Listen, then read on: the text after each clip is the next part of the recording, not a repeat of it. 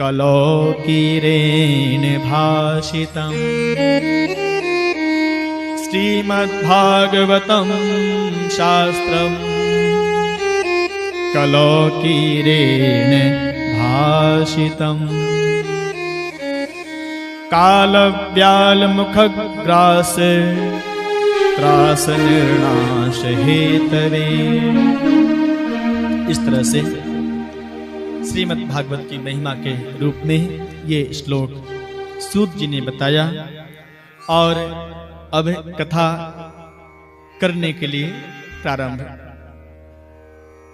करने के लिए विराजमान हो गए हैं। कथा कहने ही जा रहे थे। अब भागवत जी कथा शुरू होने ही जा रही थी कि उसी समय क्या देख रहे हैं, कथा स्थल पर एक बहुत विचित्र घटना घटी।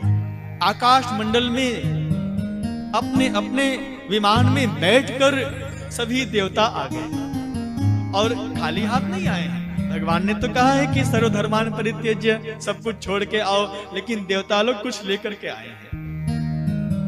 हाथ में लेकर आए हैं, अमृत का घड़ा लेकर के आए हैं, कलश, अमृत का कलश। श्री सूत जी से कहते हैं, गुरुदेव राजा परीक्षित को श्राप मिला है ना, आज से 7वें दिन इसकी मृत्यु हो जाएगी। ये लीजिए, आप अमृत इसको पिला दीजिए और इसके बदले जो आप कथा सुना रहे थे राजा परीक्षित को, वो कथा जो आप शौनक ऋषि को कथा सुनाने के लिए जा रहे हैं, वो कथा आप मुझे सुना दीजिए। सूत जी देख रहे हैं, सोच रहे हैं, आकाश मंडल में देख रहे हैं, सोच रहे हैं, देवता लोग आए देव सदा स्वार्थी। गोस्वामी जी ने बहुत सुंदर देवताओं की परिभाषा बताया है। देवता लोग बहुत स्वार्थी होते हैं, बहुत बड़े स्वार्थी होते हैं। सूत जी विचार करने, देवता बिना स्वार्थ के तो नहीं आ सकते हैं। नहीं नहीं। अच्छा एक बात बताओ, आप लोग दुकान में जाइए जहां पर सोना चांदी मिलता हो,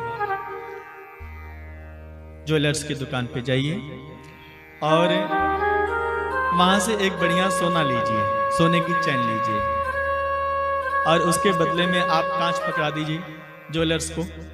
क्या करेगा वो? अपने सिक्योरिटी को बोलेगा, चलो इसको उठा के अंदर करवाओ, जेल में डलवाओ इसको। ये क्या कर रहा है? ठगी का काम करता है क्या ये? कांच के बदले में कोई सोना नहीं दे सकता है, कोई भी नहीं दे सकता है। आज सूत जी ही सोच रहे हैं कि ये अमृत के बदले में कथा मांग रहे हैं। अमृत क्या है? अमृत पीने से हम अमर तो हो सकते हैं, हमारी मृत्यु नहीं होगी, लेकिन हमेशा भयभीत रहेंगे। देवता लोग भी अमृत पिए रहते हैं, लेकिन देवता लोग हमेशा भयभीत रहते हैं कि कहीं हमारा सिंहासन न छीन जाए, कहीं कोई दैत्य हम पर आक्रमण न कर दे। हमेशा भयभीत रहते हैं देवता लोग। लेकिन जो कथा पान करता है, कथा का अमृत जो पीता है प्यारे, वो सबसे पहले निर्भय हो जाता है। अभयम सत्व संशुद्धि, श्रीमद् भगवद गीता में भगवान ने कहा है कि दैवी संपदा का जो प्रथम गुण है वो क्या है? निर्भय होना। तो कथा श्रवण करने से जीव निर्भय हो जाता है, अर्थात उसको चाहे स्वर्ग मिले, चाहे नरक मिले, चाहे कुछ भी मिले, जेहि जोनि जन्मो कर्म बस एक ही उसको फल मिले। क्या? तह कृष्ण पद अनुराग। जहां भी मैं जाऊं केवल और केवल अपने कृष्ण को ही पाऊं, अपने राम को ही पाऊं, उनको ही ध्याऊं, उनको ही रिझाऊं और उनके लिए ही नाचूं गाऊं छूं। तो सूत जी ने देवताओं को मना कर दिया, चलो जाओ यहां से, यहां क्यों आए हो? भागो भागो भागो भागो।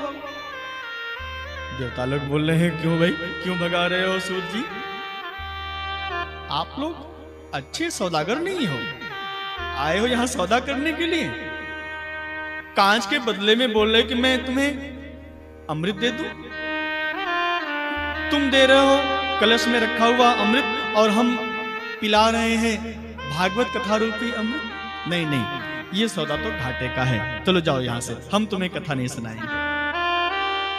इतनी दुर्लभ कथा है श्रीमद् भागवत जी की, और वो भी इस कठिन दौर में, जिस समय कथा कहना, धार्मिक आयोजन करना बिल्कुल प्रतिबंधित है। लेकिन विज्ञान का सदुपयोग इसी को कहते हैं। आज हम सभी लोग घर में बैठकर कथा भी कर रहे हैं और घर में बैठकर कथा भी सुन रहे हैं। कथा पंडाल में नहीं, कोई नहीं है ना, फिर भी कथा हो रही है। इससे बढ़िया सुंदर विज्ञान का सदुपयोग और क्या हो सकता है प्यारे।